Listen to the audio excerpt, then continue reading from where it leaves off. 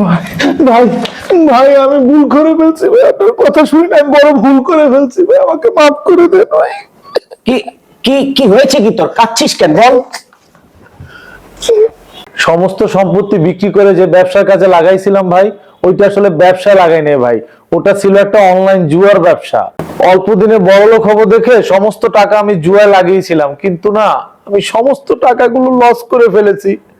আমি না বড় ভুল করে ফেলেছি, আমার কাছে না এখন কোনো প্রকার টাকা নাই। দেখ, তোকে আগেই বলেছিলাম তুই বাবার সম্পত্তি ধরে রাখতে পারবি না, এখন দিলি তো শেষ করে। ভাই আমি বড় ভুল করে ফেলেছি ভাই, জুয়ার নেশায় পড়ে আমার কোনো প্রকার হুঁশ ছিল না। দেখ, দুই ভাই সমান সম্পত্তি, আর আমি অর্ধেকটা নিলাম আর তুই অর্ধেকটা। তা আমি অর্ধেকটার কি করলাম? 3 গুণ বানাইলাম, আর তুই কি করলি? পুরোটা শেষ করে দিলি। এই জুয়াই আমাকে নষ্ট করে দিয়েছে, আমি তোমাকে অনেক অনেক কষ্ট দিয়েছি, আমাকে মাফ করে দাও ভাই, আমার ভুল করেছি, আমাকে মাফ করে দাও। আর কান্না করে কি হবে? বাবার সম্পত্তি তো আর ফেরত পাওয়া যাবে না।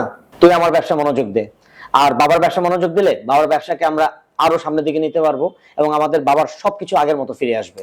ভাইয়া এখন থেকে তুমি যা যা বলবো আমি তাই শুনবো, আমি তোমার কোনো প্রকার অবাধ্য হব না, আমি তোমার একটা ভালো ভাই হয়ে থাকতে চাই। চিন্তা করিস না, আমাদের দুই ভাইয়ের যা সম্পত্তি আছে, আমরা দুই ভাই মিলে পরিশ্রম করে এই বাবার সম্পত্তিটাকে আরো বড় করব।